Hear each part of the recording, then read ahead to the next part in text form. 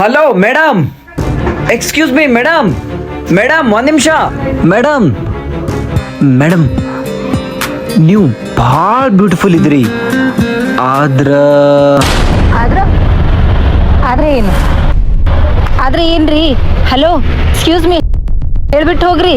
Hello hello ಒಂದ್ ನಿಮಿಷ ನಿಂದ್ರಿ, ಹೇಳ್ರಿ. ಆದ್ರೆ ಏನು? ಮುಂದಕ್ಕೆ ಹೇಳಿ ಹೋಗ್ರಿ. Hello excuse me. ಹಲೋ ಮುಂದಕ್ಕೆ ಏನ್ರಿ?